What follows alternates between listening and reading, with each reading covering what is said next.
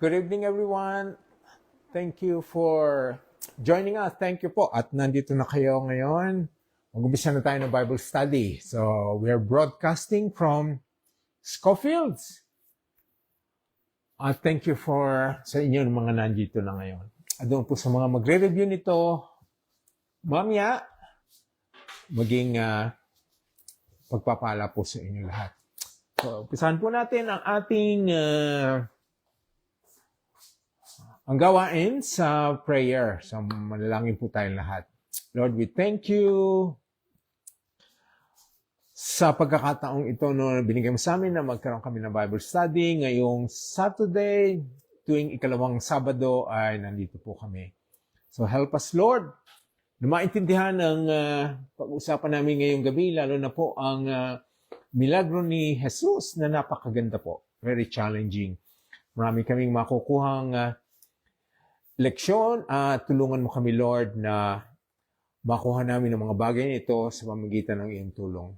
Pray, Lord, na the Holy Spirit will take over of this gathering dito sa lugar na ito at doon sa mga nanonood dyan. Help us, Lord, na maging malinaw ang aming pag-aaralan ngayong gabi na tiyak naman, Lord, na itinalaga mo ang mga bagay na ito na masulat sa Biblia na kami po ay mabasa namin, mapag-aralan namin, makuha namin ang mga leksyon na yung itinalaga na nandiyan para sa aming kalakasan, sa ikalalago. At para lalo naming malaman ang kapangyarihan ni Jesus, kanyang pagiging Diyos, kanyang mga ginawang milagro upang ipatunayan sa amin na siya ay Panginoon, siya ang Mesaya, siya ang anak ng Diyos. Siya ang pinadala mo dito sa lupa upang aming tagapagligtas. At ganun din, Lord, na ang mga ehemplo niya, mga tinuro niya, mga pinangaral niya ay maging katuruan sa aming buhay. Tulungan mo kami, Lord, na mai-apply ito, matandaan namin sa buhay namin.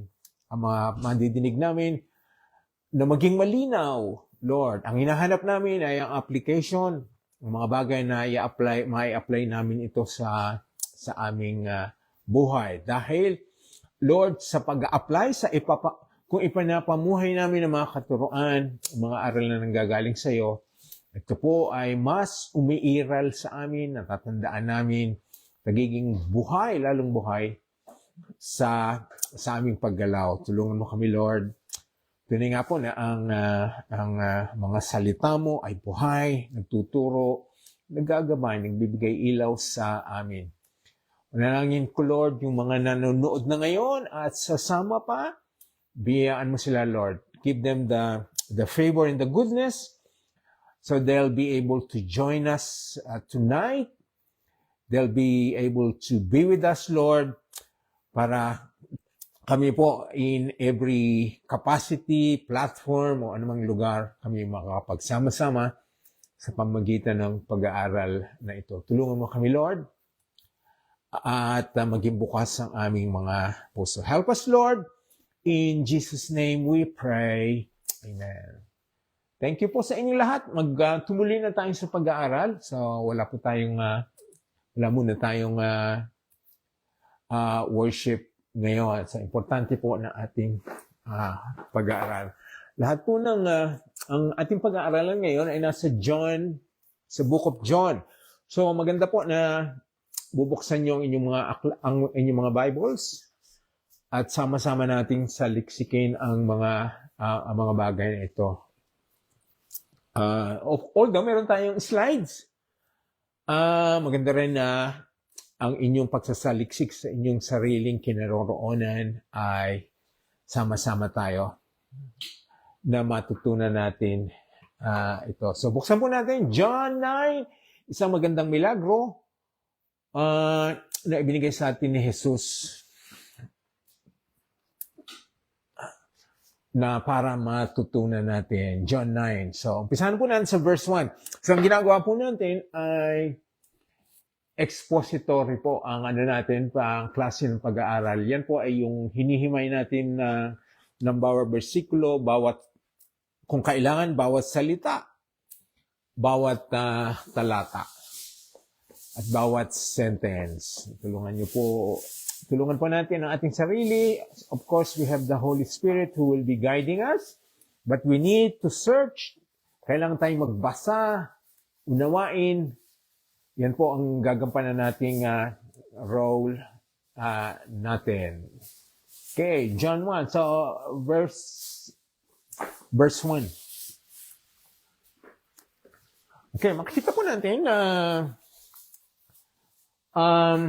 basahin natin ang magandang nilalaman nito. Habang naglalakad si Jesus, may nakita siyang isang lalaki na ipinanganak na bulag. So, noong araw pong yun, ang mga bulag ay most likely nagiging pulubi sila. Kasi nga, wala silang benepisyo na kamukha na natatanggap natin ngayon ng mga may kapansanan na ibinibigyan po ng benefits, may mga tulong.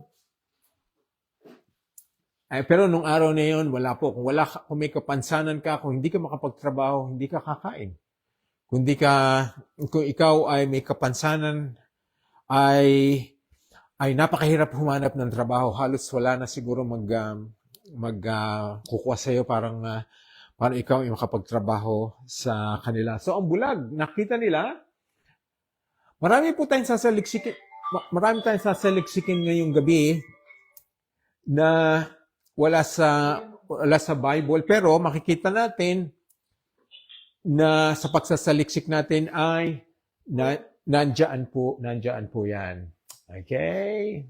So, nakakita siyang bulag, isang lalaki na pinanganak na bulag. So, hindi natin alam paano nila na-establish na siya ay bulag.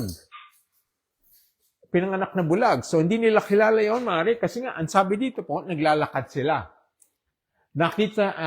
May nakita siyang isang lalaki na pinanganak na bulag. Maaring nadinig niya, maaring nagsaliksik, maaring nagtanong. So, ito po ang na-witness natin. Maraming magtatanong sa inyo, bakit po Sa buhay natin, maraming pinapahintulutan ng Diyos na hindi natin maunawaan. Yun nga ang isa sa topic na kailangan nating maintindihan ay meron ng mga bagay na pinagkakalooban Diyos na mangyari na minsan hindi natin minsan maintindihan. Pero kailangan nating malaman na patuloy tayong magtitiwala sa Panginoon kahit hindi natin naiintindihan ang mga bagay. Yun nga po, bakit kasi marami tayong tanong na kung ang Diyos ay makapangyarihan, kaya niya talagang bigyan ng solusyon ang lahat. Kaya niyang puksain ang lahat ng sakit. Kaya niya na gawin at wag gawin ang mga bagay, wag pahintulot ang mga bagay. Pero meron po tayong mapag-aralan natin ngayon kasi nga ang pagkilos ng Panginoon ay may mga bagay siya na hindi kagad natin naiintindihan, hindi natin naunawaan kagad. Pero lahat po ng pinahintulot ng Panginoon o hindi niya pinahintulot ay meron siyang reason. May plano, may kadahilanan, meron siya laging pakay. So, nakita po natin kanina, kung nabasa niyo po ang posting natin, bakit nga pinapanganak pa may mga kapansanan? Hindi natin maunawaan yon. Pero lahat naman ng pinayagan ng Panginoon, pinahintulot niya ay para sa kanyang kalwalhatian. Minsan di natin maintindihan, hindi natin kagad makukuha ang kalooban ng Diyos. Sa pagsasaliksik, sa pagtitiwala sa Diyos, doon natin minsan makapanatag tayo na ang lahat ng bagay ay nasa ilalim ng kapangyarihan ng Diyos. It's providential control. Yun ang maganda. So, ano man po ang maramdaman natin, madinig natin, mangyari sa buhay natin, o madinig natin sa buhay ng ibang tao, dapat nating maintindihan na hindi kaagad nire-reveal ng Panginoon ang kanyang kalooban. Minsan po, lumalagpas ang maikling panahon o mahabang panahon. Pero lahat po yan ay Meron siyang plano o para sa kapangyarihan niya. Ito nga, nakita natin dito sa istorya natin, nakita nila, ipinanganak na lalaki yung pinanganak na bulag. So, napag-usapan natin nga kanina na ang mga bulag ay hindi sinabi dito, pero marami po kayong makukuhang conclusion kasi na lalo na nung araw na yon. So, ang bulag na ito na pinanganak ay malaking-malaki ang chance po na siya ay pulubi. Okay? Kung meron man siya nakukuhang tulong, siguro galing lang sa pamilya. Pero kung pamilya ay limitado ang income, so, ang bulag na ito, na nandun sa daan, kung saan lumalakad si Jesus, ay nakita siya. Let us remember po, simple application po. Sa buhay natin, dadaan ang Panginoon sa atin. Minsan, kahit anong sitwasyon natin. Difficult situation, beautiful situation. Kasi nga, imposible ito. Makikita mo, sino pa tutulong sa kanya? Pero nabasa natin na dumating si Jesus. Nakita siya. Dito nga sa istorya, hindi nga niya hinahanap si Jesus. Si Jesus ang nakakita sa kanya. Okay? Ang gandang mabasa po. Si Jesus, may nakita siyang isang lalaking pinanganak na bulag. God is looking for people who are helpless, hopeless, walang kaya sa buhay, walang kakayahan. Galing ni Zia, na talagang attentive. And God, those people po ang nagkakaroon ng encounter sa ating Panginoon. That's how beautiful our Savior is, our God is. So ito pa lang, verse 1 pa lang sinasabi natin, sa ating mga buhay po, may mga sitwasyon na napakahirap, difficult, impossible, pero we're not gonna be hopeless para sabihin natin na pinabayaan na tayo ng Diyos. Okay, hindi po nangyari yan. Kasi nga, isang magandang ehemplo itong sa John chapter 9 na atin pong tatalakayin ngayong gabi. Okay, so pumunta po tayo sa verse 2. So, tinanong si Jesus ng mga tagasunod niya, the disciples, Guro, Master, Rabbi, sino po ang nagkasala at pinanganak siyang bulag? Siya po ba o mga magulang? Nakakatawa po ang very interesting ang reaction ng mga disipulo. Okay? Imbis na masabing ang unang tanong nila, ang unang tanong nila, Lord, tulungan po natin. Bakit hindi nila sinabi, Lord, tulungan po natin siya. Meron po ba kayong magagawa? Lord, alam namin, kaya mo yan, Lord. Kaya mo siyang pagalingin. Pero ang una nilang tinanong ay, in-apply kagad nila ang theology o pag-aaral tungkol sa Diyos. Hindi natin alam dahil siguro marami silang alam. O mayroon silang nabasa. At ang yung nabasa nila, ang mga conclusion nila ay mali . Makikita natin dito. Kasi ang tanong nila, sino nagkasala? Siya, yung bulag, o yung kanyang mga magulang. Kasi nga, yung paniniwalang yun na ang taong may kapansanan ay may kasalanan. Kung hindi man siya ay produkto ng magulang na nagkasala. So, yun kagad ang naging conclusion nila.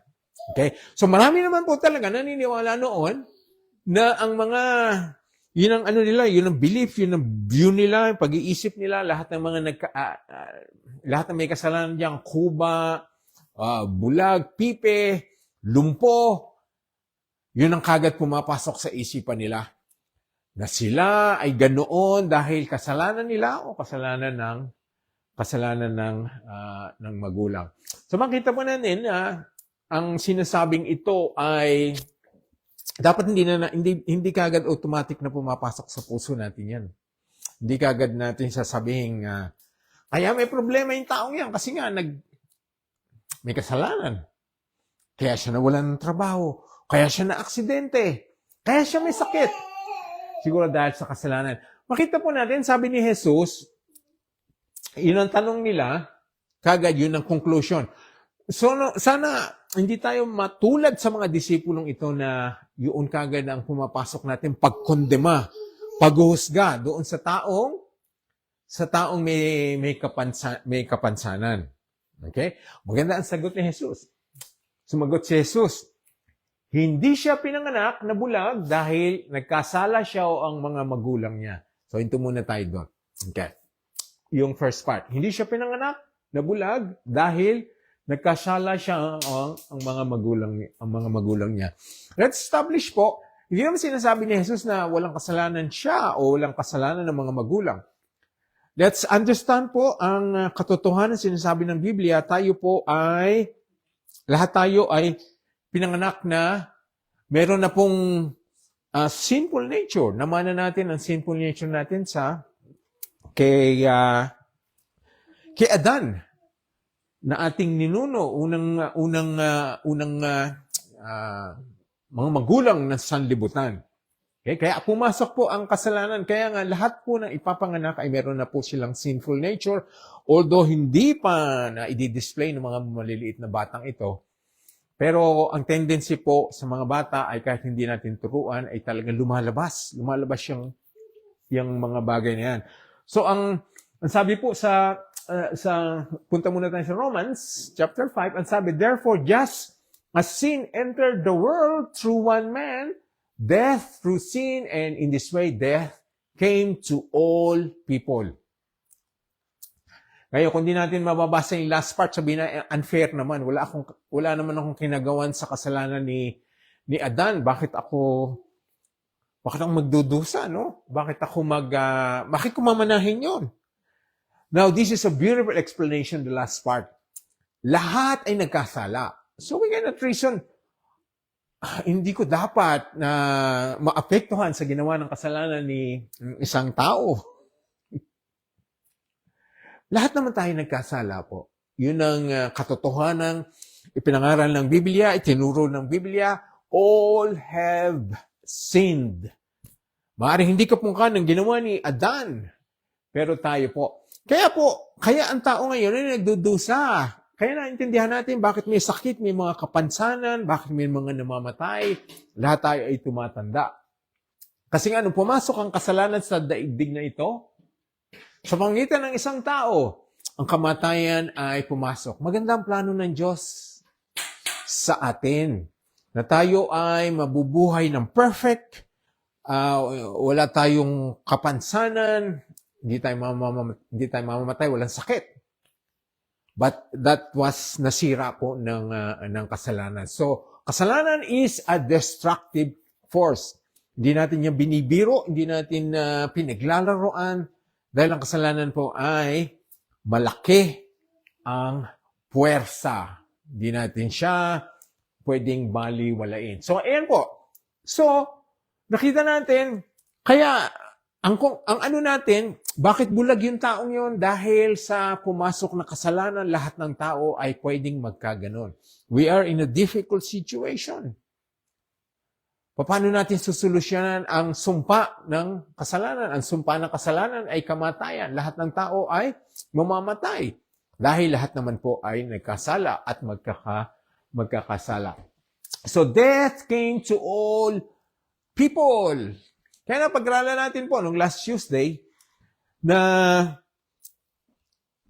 dahil nga sa kasalanan, ang tao ay nabalot ng kasamaan. So kung balot ng kasamaan ng tao, kailangan niyang matulungan. Kailangan niya ng tulong para siya ay makalapit sa Diyos, mabuksan ang mata niya. Kasi po, ang nababalot ng kasalanan, sarado ang isip, matigas ang puso, ayaw ng Diyos, galit sa Diyos. Wala siyang interest sa anumang bagay na tungkol sa Diyos. Ang salita ng Diyos, ang kautusan ng Diyos, wala po yan. Kaya ang sabi, Genesis, ito kagad na-establish ng Panginoon nung nakita niyang nag-umpisa na kumalat ang kasalanan. Ang sabi niya, nakita ng Panginoon, sabi ng Biblia, Genesis 6:5, nakita ng Panginoon ang ginawa ng mga tao sa mundo ay puro kasamaan lang. At ang palagi nilang iniisip ay masama. Makita niyo, based dito, wala talagang hope ang tao na lumapit sa Diyos. Paano magkakaroon ng interes ang isang taong masama? Puro kasamaan. Ang palagi nilang iniisip ay masama. Yan po ay dumating dahil nga sa kasalanan. Ang sabi pa rin sa Jeremiah, so ang iniisip ng tao ay puro kasalanan. Ang puso niya, sabi, ang puso ng tao ay mandaraya. Higit sa lahat, at lubos na masama. Sino nakakaalam kung gaano ito kasama? So ang puso ng tao po ay mandaraya. So ang isip niya, puro kasamaan, ng puso ay mandaraya. Sabi nga, sino makakaalam kung gaano ito kasama? Ibig sabihin, hindi natin alam kung ano madidivide sa puso ng tao, kung ano magmumula, kung ano mag-uumpisa. Hindi alam ng kung anong klaseng pamumuhay ang mag-uumpisa sa taong ang puso niya ay masama at mandaraya. Nabuksan po natin din noong last Tuesday na ang Romans 3:10-11 ay sinasabi po na gaya nga ng sinabi sa kasulatan, walang matuwid sa paningin ng Diyos. Wala kahit isa. Walang nakakaunawa tungkol sa Diyos. Walang nagsisikap na makakilala. Makita niyo, alam ba yung sinabi? Wala. No one is good. No one is looking for God. Verse 11, walang nakakaunawa tungkol sa Diyos. Walang nagsisikap na makilala siya. Ang lahat ay tumalikod sa Diyos at naging walang kabuluhan. Walang gumagawa ng mabuti. Wala kahit isa. Ina naman po, ang kanilang panalitay hindi masikmura tulad ng bukas na libingan. Ang kanilang sinasabi, puro pandaraya. Ang mga salita nila ay parang mga kamandag ng ahas. Ang lumalabas sa kanilang bibig ay mga panay pagmumura, masasakit na salita. Sa kaunting dahilan lamang, pumapatay agad sila, kapahamakan at hinagpis ang dala nila kahit saan. Hindi nila alam ang mamuhay ng mapayapa. Ito nakakatakot po. Last part ng verse 18. Wala silang takot sa Diyos. Yan po ang pinakamahirap na maganap sa isang tao, which is lahat po ng hindi pa mananampalataya, ganun ang kanilang sitwasyon, ganun ang kondisyon nila. Wala silang takot sa Diyos. Doesn't care what God wants, what God says, what God desires. Wala silang takot sa Diyos. Hindi nila alam kahit sabihin ng Panginoon na may paghuhusga, merong patutunguhan na walang hanggang kaparusahan, hindi nilang kinakatakot yun. Yan ang sitwasyon natin. Bago tayo mapanganak na muli, bago tayo mapunta sa kaharian ng Diyos. Kaya po, naiintindihan natin bakit noong araw ay merong ganun pinanganak na bulag. Hanggang ngayon, nakikita niyo po, marami pong mga pinapanganak na deformed, kulang-kulang ang katawan, maraming diferensya, mga hopeless. Okay? So, balikan natin yung istorya. So, tinanong nga nila, bakit po? Sino pang may kasalanan dito? Ito magandang sagot ni Jesus. Hindi pala. Balikan natin. Sumagot si Jesus, hindi siya pinanganak na bulag dahil nagkasala siya o mga magulang niya. So, let's take po. Verse 3 is not saying that the man was sinless or his parents were sinless. Hindi po yan pinapangaral. Ang sinasabi lang ni Jesus dito, para hindi tayo maguluhan, sinabi naman ni Jesus na hindi nagkasala ang siya at hindi nagkasala ang magulang. Pero sinabi ng Biblia na lahat tayo ay nagkasala. Again po, dapat nating maintindihan na hindi po sinasalungat ng anumang kasulatan ang iba pang kasulatan ng Biblia. Wala pong controversial, wala pong pagsasalungat, walang pangyayari. So, ang sinasabi ni Jesus, kailangan natin maintindihan po. Yung pagkabulag ng taong yon na pinanganak siya hindi dahil sa kasalanan ng magulang o kasalanan noong tao. So, hope maintindihan natin maigi yon. At maganda nga, sinabi na ni Jesus na establish niya na hindi siya pinanganak na bulag dahil sa kasalanan ng magulang niya. It's not the direct cause. But, kahit may mga kasalanan yung mga magulang, it's not the reason. Okay? Ang ano po, ang sabi ni Jesus, nangyari iyon para maipakita ang kapangyarihan ng Diyos sa pamamagitan ng pagpapagaling sa Kanya.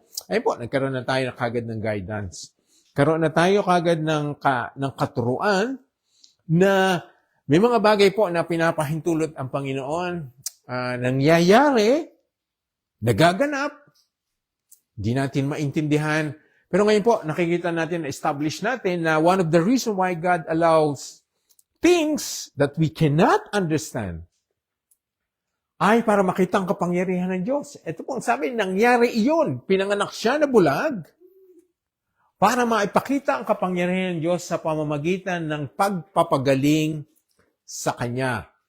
If that case didn't happen, we would probably marvel at the power and the glory of Jesus Christ in healing the sick.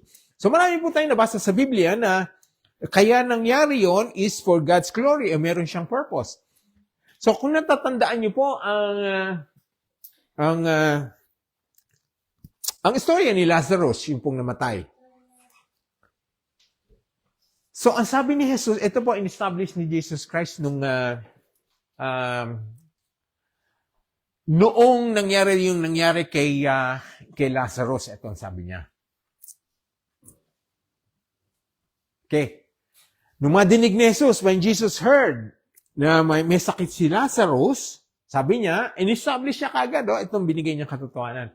This sickness, yung sakit ni Lazarus, will not end in death. Pero alam natin, namatay si Lazarus. No, it is for God's glory, so that God's Son may be glorified through it. So again, it's another scripture telling us God allows things for His glory para siya ay maluwalhati. Remember po, Lazarus will end up dead. Pero, sinabi ni Jesus Christ will not end in death, pero namatay siya. So, kung makikita po natin, ma-derive natin katotohanan doon ay, although mamamatay siya sandali, siya ay mabubuhay magmuli. Ang sinabi, this sickness, yung pong sakit noon ni Lazarus, okay?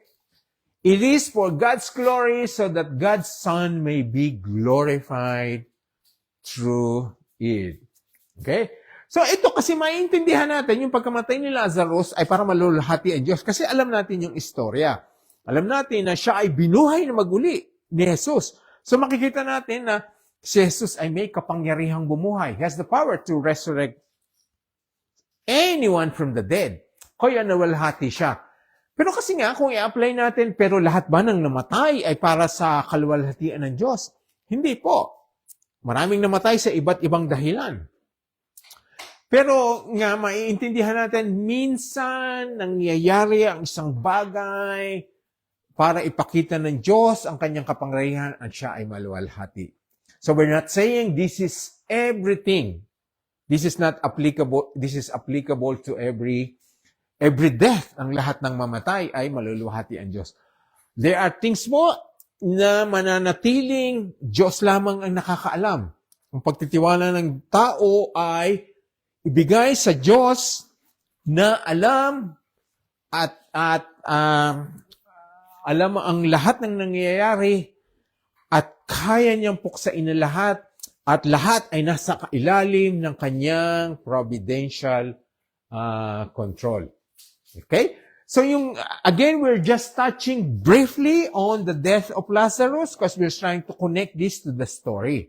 So hindi natin ito papag-aralan. Ang isa pang magandang naging resulta ng pagkamatay ni Lazarus at siya ay binuhay ng Panginoon ay ito, ang sabi, therefore, many of the Jews who had come to visit Mary and had seen what Jesus did, believed in Him. Isa pong maganda namang resulta, produkto, prutas ng pagkamatay at pagkabuhay ni Lazarus, ito po.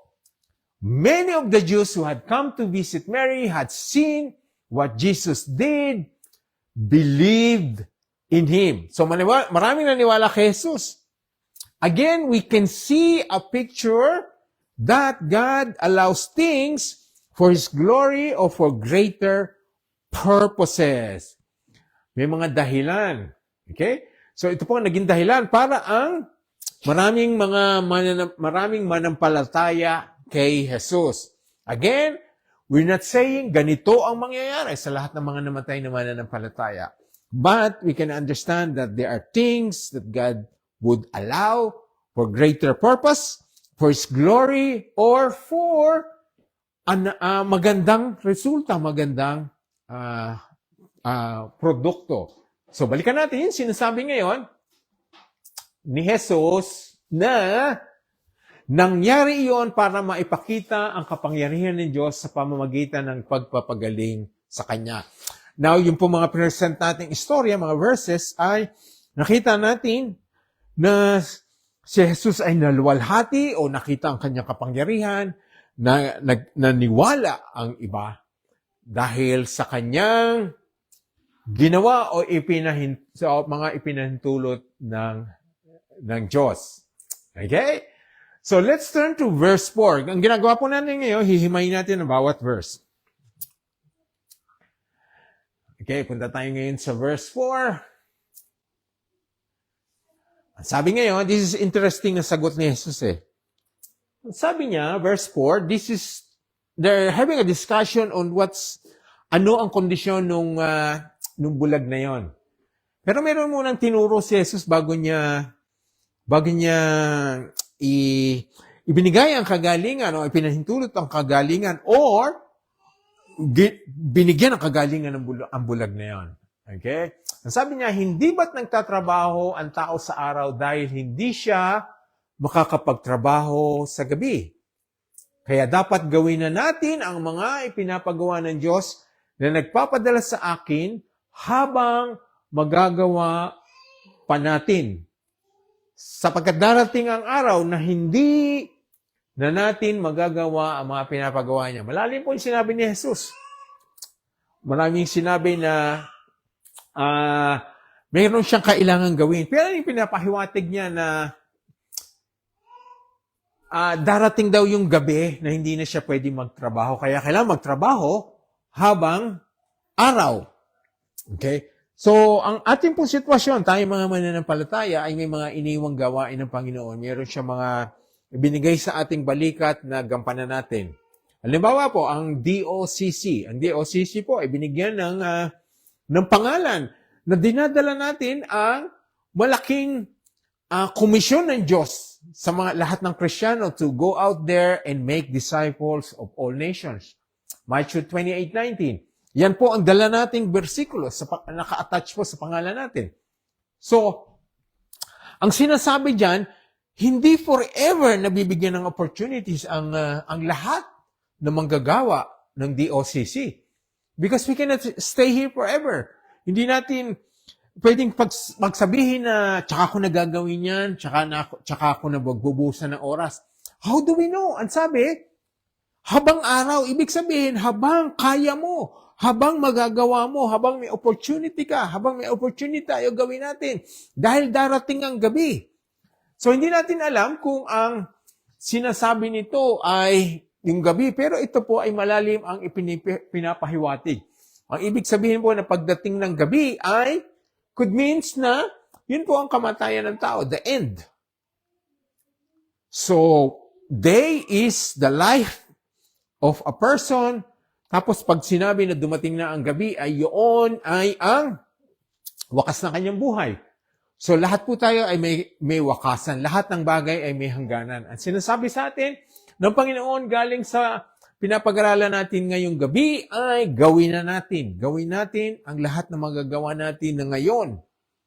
Ngayon kasi nga, hindi lahat ng pagkakataon ay meron tayong opportunity na gawin yan. Kasi darating ang gabi. Kaya sabi, dapat gawin na natin ang mga pinapagawa ng Diyos na nagpadala sa akin habang magagawa pa natin. This could be another possibility kasi po ito kinakatas lang natin ang maaaring ibig sabihin ni Jesus. Maaaring yan ang mensahe sa atin. Gawin na natin ang mga ministry na pinapagawa sa atin ng Panginoon. Or, Could be that Jesus Christ is addressing His ministry on earth na 3 taon lamang siya na nagministro, na darating ang gabi, na siya ay papatayin na.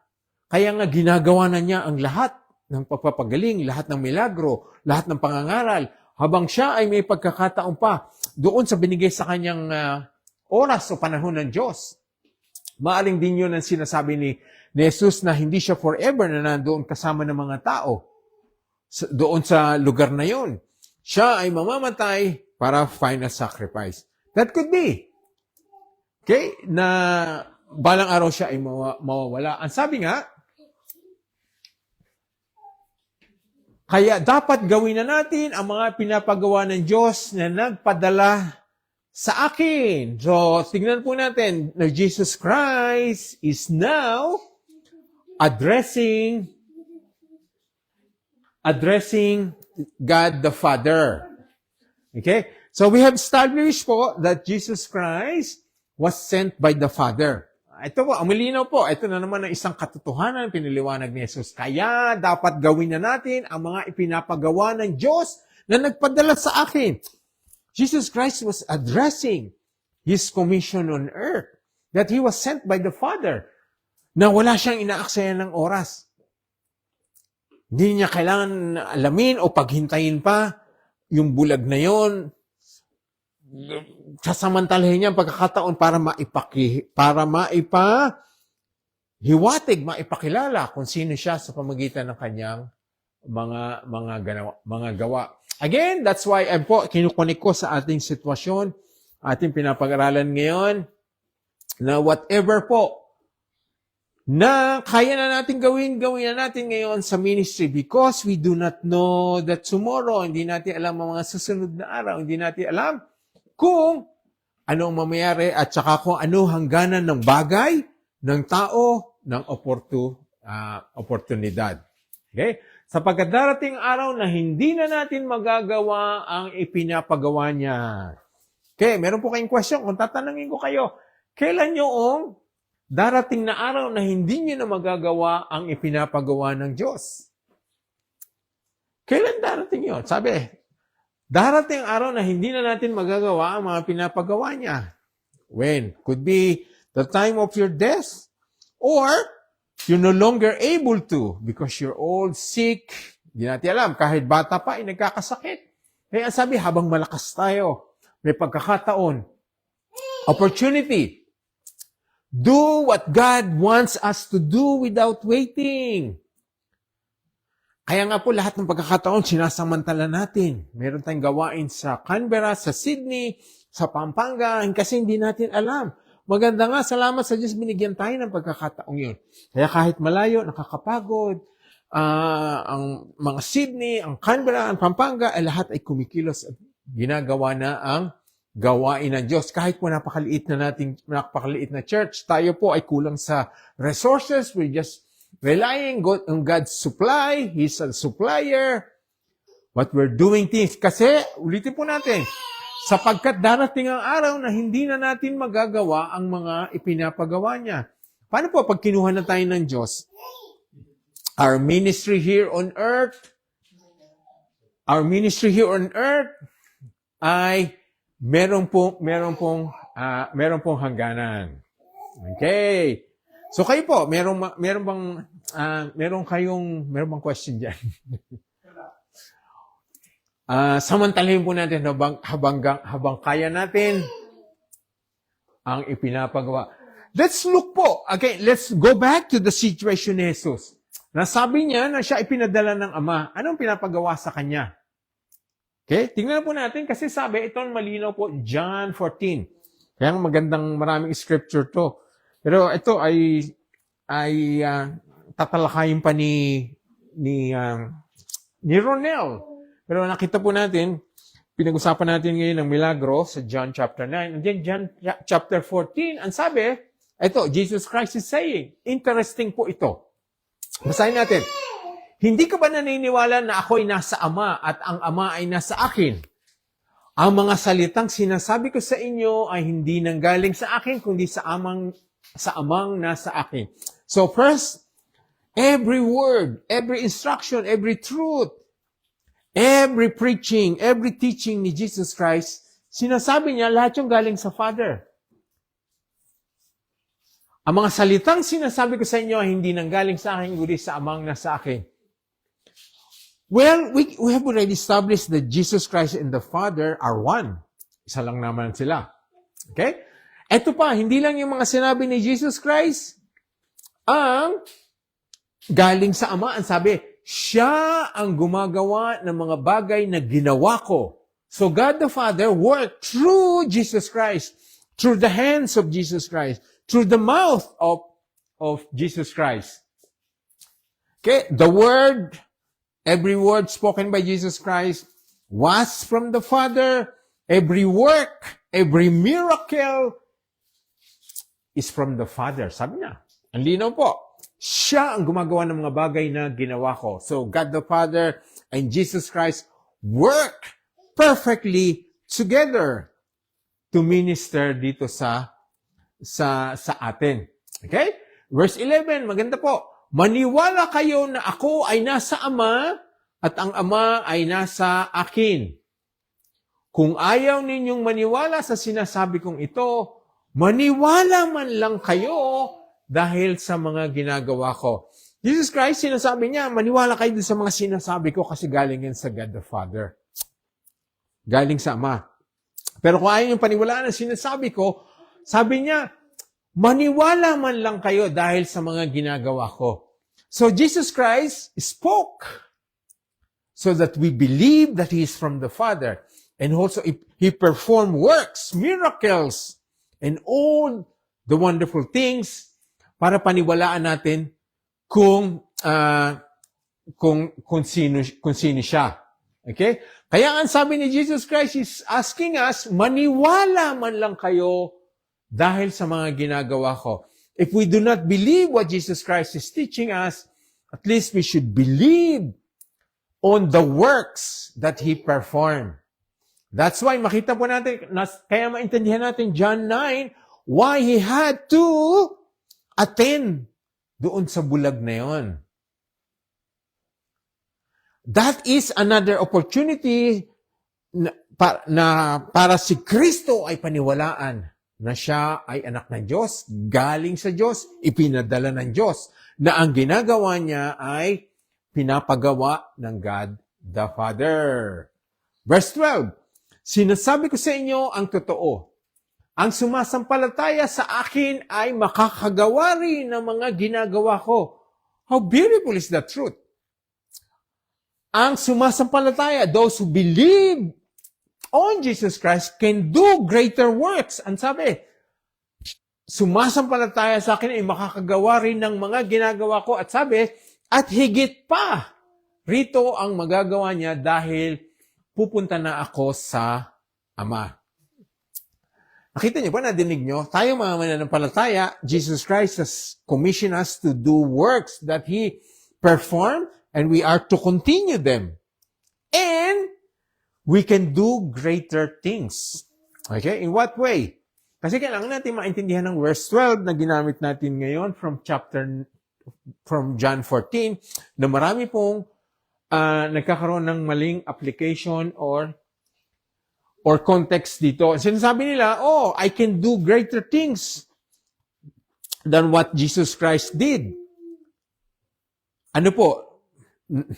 Nakapagbuhay ng patay, nakapagpagaling, nakapaggawa ng iba't ibang milagro. Pero how can we perform greater things than what Jesus Christ did? Kaya po, maraming nagsasabi na kaya sila ay kung anong extra na ginagawa nila. Kasi batas sa pagkakaintindi nila itong verse 12. Marami silang dinadagdag na mga gawain sa simbahan na hindi naman tinalaga ng Biblia. Marami silang dinadagdag sa kanilang mga ministry works na hindi naman sinabi ng kautusan. Kasi ang sinasabi nila, marami pa ako mas malaking magagawa kaysa kay Kristo. Ang sinasabi po natin, how can we perform greater miracle than Jesus Christ? Paano pa natin, kung nakapagbuhay si Jesus ng patay, how can we resurrect dead better than what Jesus Christ did.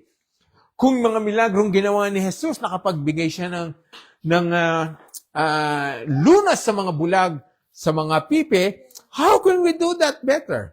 Kung yun po ang application natin. Okay? Pero isipin nyo, ano ang mga nagagawa ng tao ngayon na hindi nagawang maigi ni Jesus noon? Okay, kasi ano naman to, kasi Bible study, siguro pwede tayong kumingi ng mga interaction. Marami po kami dito. Nandiyan si Precious at si Ronel at si Mary. Ano sa palagay nyo? Ano ang mga magagawa natin ngayon na mas malaki sa ginawa ni Jesus noon? Kaya, internet. No? Yun, ang ganda. Isa yun. Walang internet noon, walang kuryente. Ano pa? Meron tayong better mode of transport. Di ba? Si Jesus nga nangaral siya dun sa Jerusalem, Samaria. Doon sa areang yun. Totoo naman ngayon, mas marami tayong nararating na lugar para ipangaral ang ebanghelyo. And that's what the Bible is telling us, is that the miracle per se, hindi yung mga pagpapagaling. It's the coverage. Yung lugar na ating mararating ngayon na hindi narating ni Jesus. Kaya yun, iniwan sa atin ngayon. Yun ang sinasabi pong greater works. We can reach more people. Kung ilang libo ang nakinig kay Jesus noon, sa ating pong mga gawa ngayon ay mas marami tayong mararating.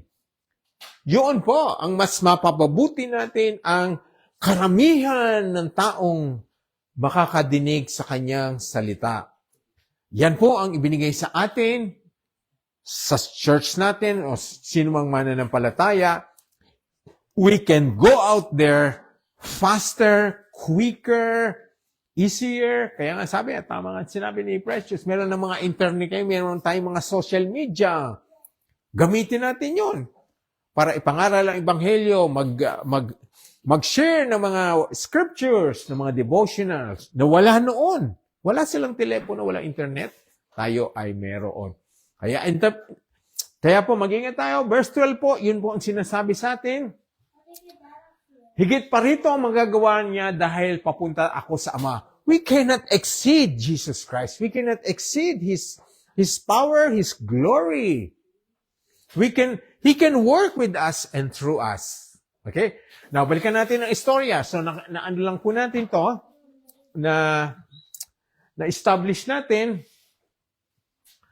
bakit sinabi ni Jesus yun, na siya, ang ginagawa niya ay galing sa Ama, sinasabi niya ay galing sa Ama, at ginagawa niya yon hanggang meron siyang opportunity nung panahon at lugar na yon. Okay? Sapagkat darating ang araw na hindi na natin magagawa ang ipinapagawa niya. So Jesus Christ, alam niya.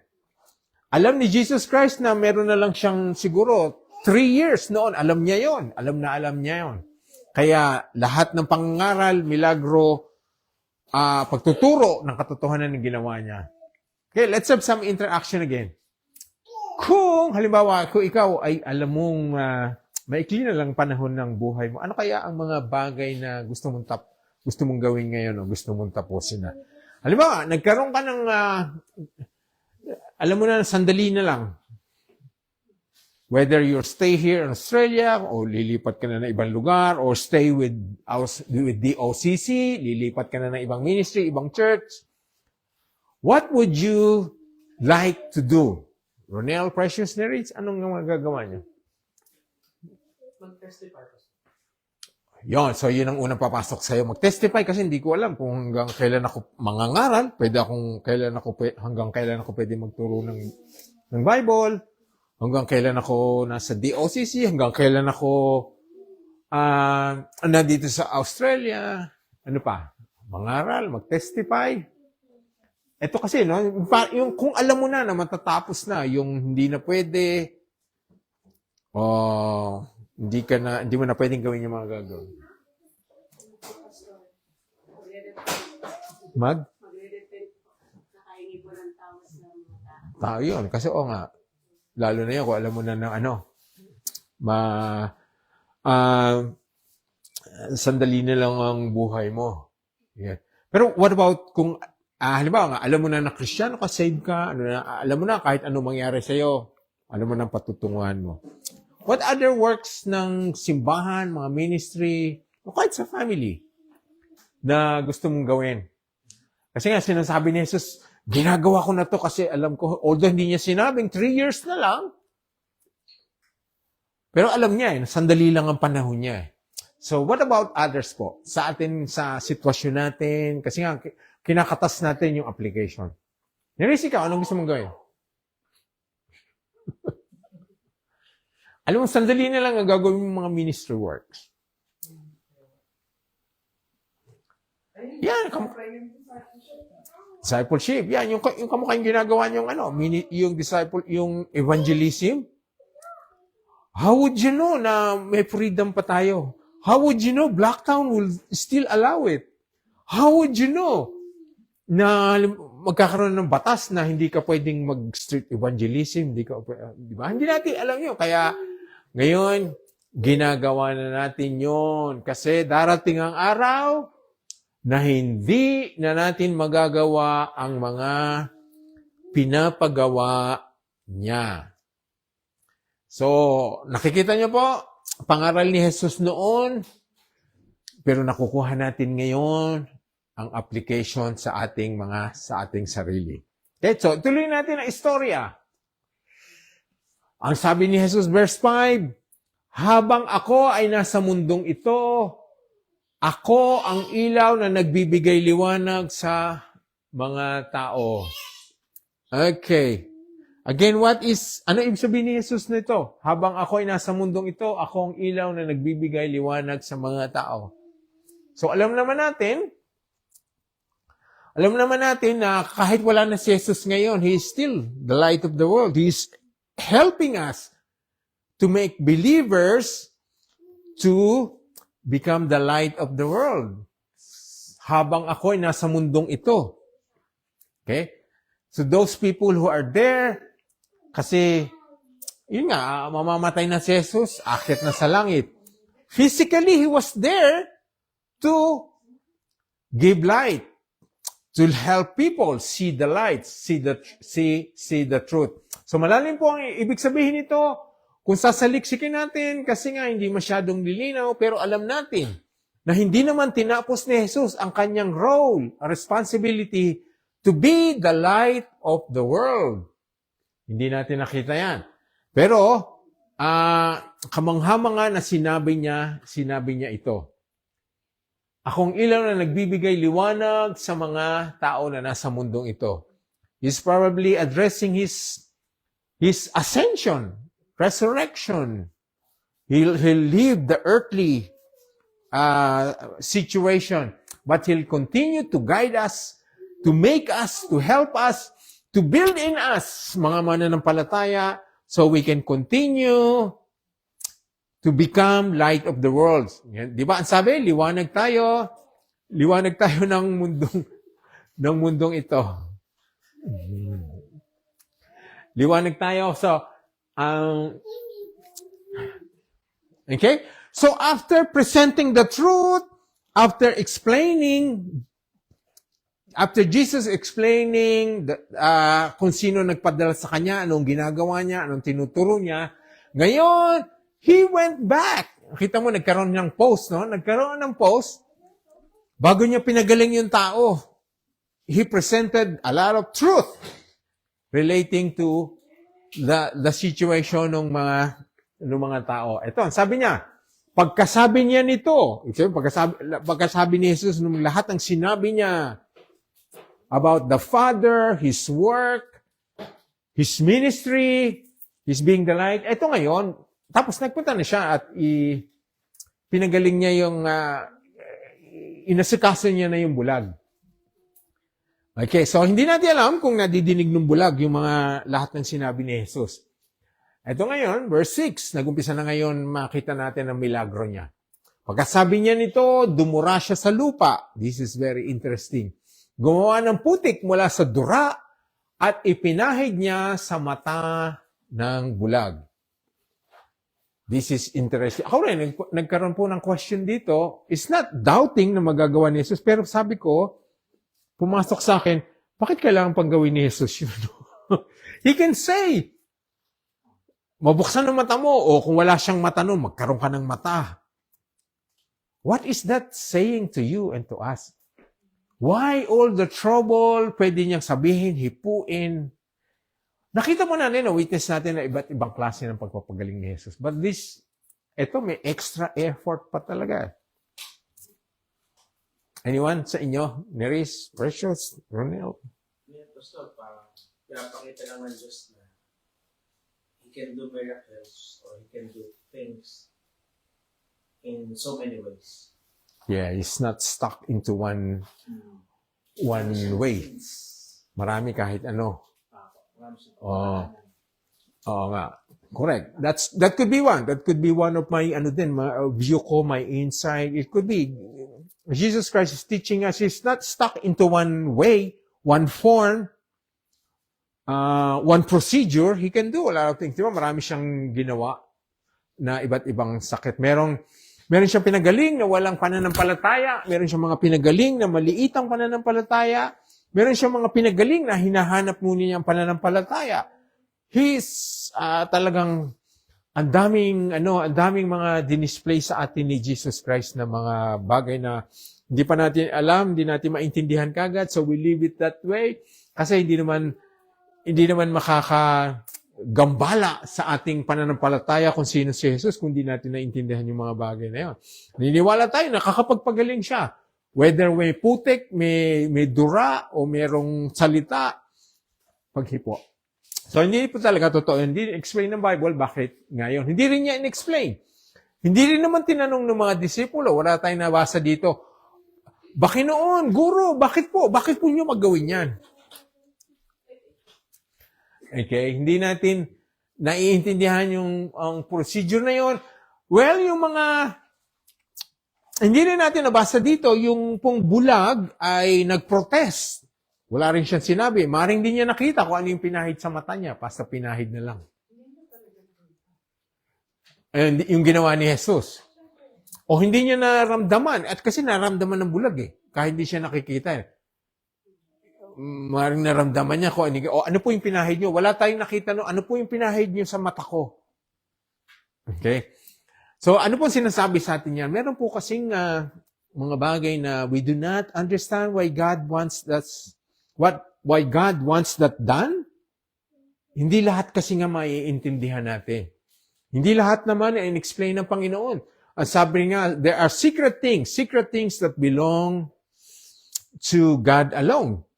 So, hindi natin maunawaan. Pero maganda ito, siguro para just for the sake of interaction, hindi natin ito sabihin, ito ang totoo. Just for the sake of interaction. Sakay po, ano pa sa palagay nyo? Hindi natin ipapangaral na iyan talaga ang dahilan ni Jesus. Pero anong mga pumasok sa isip niyo? Bakit kailangan gawin pa niya dumura? Gumawa ng putik.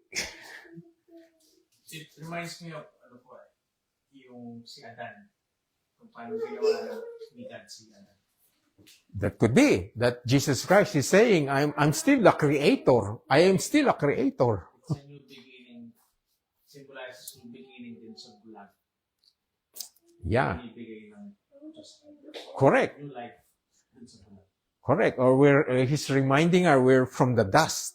Galing tayo sa lupa. That could be. Could be. Ano pa sa palagay nyo? Maganda lang para maging lang tayo interaction.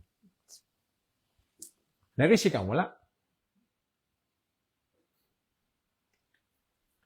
Ang hirap talaga, no? Hindi natin maintindihan. But we know it's something na it work. Okay, so meron naman po ng mga ehemplong iniwan si Jesus sa atin na sinasabi nga we should be like Christ-like. Hindi naman po sinabi na lahat ng ginawa niya ay ganong eksakto gawin natin. So it's not necessary po na gayahin natin siya, dumura. Lalong-lalo na ngayon, it's not acceptable. maraming magdududa, maraming kung ano-anong isipin nila. So we'll leave it at that. Hindi natin alam ang intensyon ni Jesus, pero alam natin sa pamamagitan na yan ay nagkaroon ng milagro. Okay? Again po, a reminder, there are things po sa buhay natin na hindi natin maintindihan why God wants that done, why God wants that procedure.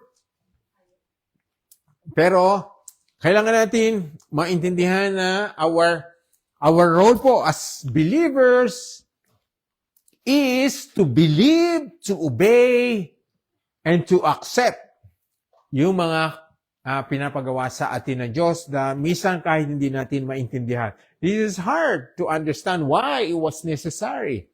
But, alam natin, makikita natin ang resulta. So, ano po nangyari? Verse 7. Sinabi ni Jesus sa bulag, pumunta ka na sa paliguan ng Siloam at maghilamos ka doon. Ang ibig sabihin ng Siloam ay sinugo. Yung pala, no? Sent. Pumunta nga roon ang bulag at naghilamos. Nang bumalik siya ay nakakita na siya. Okay, I want everyone to look at this verse 7. Was there any promise that healing would come? We don't know, no? Hindi. Walang sinabi, basta pinahirang kita tapos pumunta ka roon. Walang sinabing you will go wash and then you would be able to see. Walang sinabing, walang ipinangako si Jesus. It's all instruction, commandment. Ano pang sinasabi sa atin? Again, we are reminding us we do not need to understand. We do not need to know everything before we obey. Our duty as Christians, believers, is to obey, even over things that we do not understand. Yun po ang makukuha nating katuruan o application. Isa sa mga katuruan o application, makukuha natin dito sa istoryang ito. Kung yung bulag na yon ay sumunod na lamang. Hindi natin alam kung nadinig niya ang mga conversation nila. Hindi naman niya kilala si Kristo. Hindi niya hinahanap si Jesus. Hindi niya alam. Pero ang ginawa niya, pumunta nga roon ng bulag at naghilamos. Nang bumalik siya ay nakakita na siya. So this is another interesting po. Bulag na nga yung mga tao, bulag na yung tao, why would Jesus Christ ask him to go somewhere else? Sa pagkakaaral po nila, yung Siloam daw ay a fair distance. Hindi katabi. Hindi sila nandoon. Again, hindi natin matanong, masumbatan si Jesus, bakit mo pa inutusan yun doon? Pwede ka naman siguro magpakuha ka ng isang timbang tubig at mahugasan yung putik niya. What is that telling you and me? Again, it's obedience. Could be hard. We could be sa dilim, hindi natin alam kung bakit natin gagawin yon. Ano magiging resulta? Ano magiging produkto? Ano magiging kahihinat na nun? The story is telling us we should not question God every time. We should not obey only when things are clear. Doon lang ba tayo susunod kung malinaw? Kung meron tayong benepisyong makukuha? Wala siyang sinabi. Hindi niya alam kung ano maging benepisyo sa kanya. Dinumihan ang mukha niya, nilagyan ng putik, tapos inutusang maghilamos. What about po? Kung yung bulag na yon ay ganun ang kanyang reaksyon, walang tanong, walang protesta, hindi niya sinabi, bulag po ako paano ako pupunta ron? Saan yun? Hindi natin alam kung may mga kasama siyang kaibigan o may kasama siyang mga kamag-anak na aakay sa kanya. Hindi natin alam kung aakayin siya ng mga disipulo, kung sino ang mag-guide sa kanya papunta ron. But he simply went. Marami tayong bagay po na hindi natin alam. Bakit natin binuksan ang gawain sa Pampanga? Bakit tayo kailangan pang pumunta ng Canberra? Bakit po natin kailangan gawin yun, gawin ito? Bakit kailangan tayo mag-street evangelism? We don't know. But that's our mandate. That's the ministry given to us, assigned to us. Again, it's asking us to trust Him, to obey in humility. Kahit hindi po nila naiintindihan. Okay? Nang bumalik siya ay nakakita. Nakikita niyo po, another application, minsan po, nakikita natin ang resulta after we obey. Pagkatapos nating sumunod. Hindi natin alam kung bakit, pero pagka sumunod, makikita natin ang resulta. So, ayan po, verse 7 is a beautiful, we'll end this. Ito na tapusin ang istorya, itutuloy po natin yan. Kaya po, nakuha niyo na ang mga ibinibigay sa ating aral galing sa istoryang ito. So again po, open tayo. Any question? There is Ronel Precious.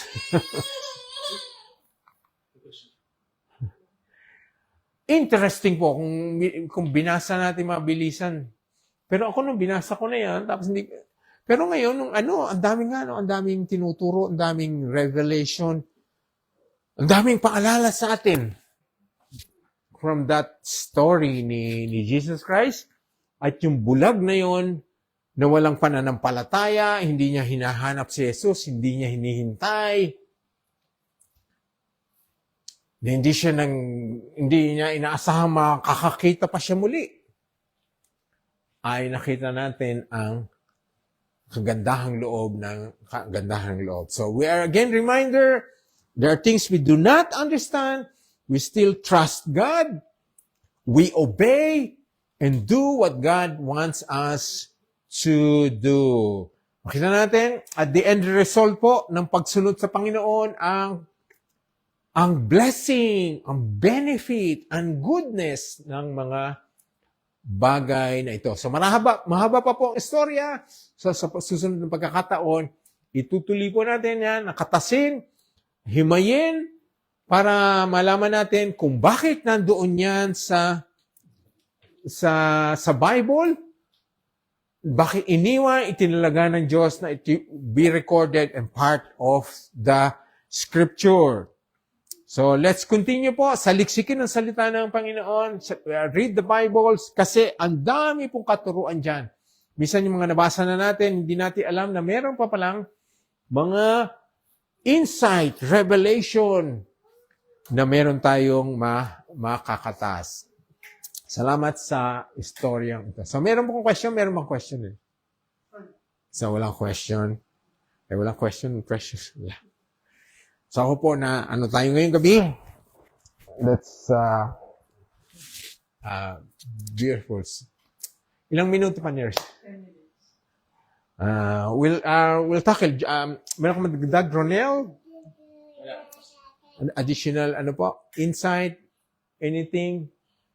Alam ko, mo to, dadaanan mo to kasi hindi ko naman kasi nga bigla ko na lang naisip yung milagrong yun. Because we're dwelling po, nagkakaroon po tayo nga pala ng series of studies sa mga miracles and proverbs of Jesus Christ. Basta na lang naisip ko, maganda i-discuss itong kasi nga we would not have the same extent, the same level sa preaching, di ba? Hindi tayo magkakaroon ng pagkakataong talagang kamukha ng ginagawa natin. We can ask question, we can add. So maybe you'll have another insight, another platform, another revelation. Pag ito ay dumating na pagkakataon mo para ikaw ay ipangaral mo to. So don't skip this, don't jump. Don't skip this. Maganda yan, ituloy mo. Kasi nga iba-iba yan, Ronel, di ba? Ang revelation sa akin ay could be iba, ibigay sa inyo. Kasi lahat na naman revelation ay galing sa Diyos. So, tinalaga ng Diyos na ito ay pag-usapan sa Bible studies at sa mga susunod na susunod na fortnight. Nasaan ka na? Chapter, 5? 5 po. 5. So, matagal-tagal pa to bago mo marating. So, ilang ano pa? Zero pa to, Pastor. Ilang ano pa? Tagal pa, Pastor. Kaya nga. So, you'll have another opportunity to expound this in a message, in a Sunday message that would truly help people grow and understand the ministry and works of Jesus Christ, why he performed all those miracles, why he given us the parables, why he's given us the revelation. So in summary po, nandoon ang bulag. Hindi lamang siya ang bulag. Marami pang iba't ibang kapansanan na ipinanganak. Totoo po, maraming pinanganak siyang bulag. So marami pong pinanganak na pilay, kulang ang kamay, kulang ang paa, kung ano-anong diferensya. Hindi natin maintindihan po. Wala pong sagot sa bawat tanong na yon. Pero sa atin po, kung nangyari man sa atin, madali kong sabihin, pero kung mangyari na sa atin, could be difficult for parents to understand that. But I still implore, ask the parents to understand there's a reason why God allowed those things. And of course, we always pray for healthy babies, healthy deliveries, healthy womb na mag-produce ng mga magagandang mga tao na gagamitin niya sa kanyang ministry. But if something happens, we should trust God and understand His ways and means. Okay. And makita natin kung bakit dumating si Jesus sa daigdig na ito. Okay, let's pray. Lord, we thank you for telling us and letting us study this beautiful, Lord, miracle of healing the man born blind. Truly, Lord, marami kami hindi naintindihan sa buhay namin, sa paligid namin, sa mga nangyayari. Marami po, Lord, katanungan. Pero ngayon, Lord, pinaalala mo na naman sa amin na kami ay magtiwala sa iyo. Kahit doon sa mga bagay na hindi namin naiintindihan agad o kahit hindi pa maintindihan sa buhay na ito. Alam namin, Lord, lahat ng ginagawa mo ay para sa ikabubuti ng tao or sa ikaluluwalhati mo. Maging ang mga mapapait na mga bagay, ang mga bagay na hindi namin maintindihan, nakakalungkot, nakakadurog ng puso. We know there's a loving God. There's a merciful and gracious God. Despite all these things, Lord, we look to and believe that there is a God who is in complete control of everything, every event, every opportunity, every segment ng buhay namin.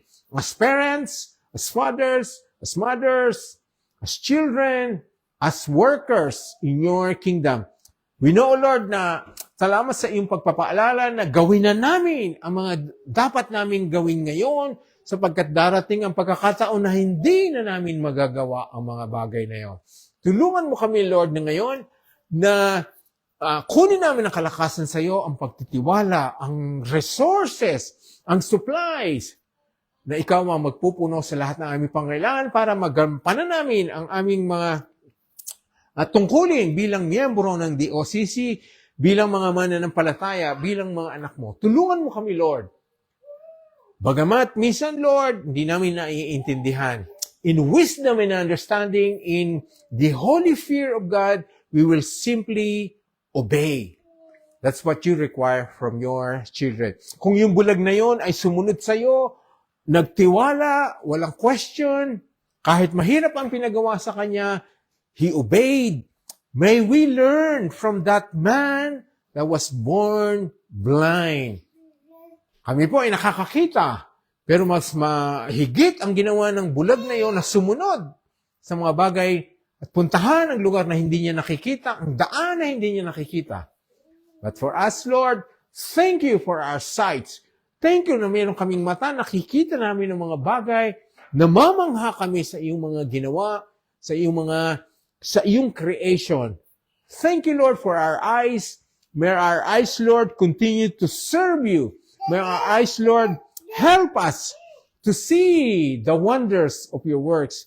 May our eyes, Lord, keep us from sinning. May our eyes, Lord, be holy and pure and cleansed by your works. Thank you, Lord, sa mga nandito, sa mga nanood po, at sa mga manonood, magre-review nito mamaya sa recordings. Thank you, Lord. Help us, Lord, to look forward to the continuation of these studies. Truly, Lord, we have a wonderful God. We pray, Lord, for our service tomorrow, that you will be with us again as we, Lord, come together to worship, to give honor unto you, to listen to your word, and even to have wonderful fellowship tomorrow. Tulungan mo po kami, Lord, sa gawain bukas dito sa Sydney. Ganun din po ang gawain at service sa Canberra, sa Pampanga, na maging kalugod-lugod sa iyo ito at magbigay papuri sa iyo at matuto kami sa mga ipapangaral. Tulungan mo kami bukas, Lord, isang pagkakataong maluwalhati ka muli. We thank you, Lord. We bless you in Jesus' name. Amen.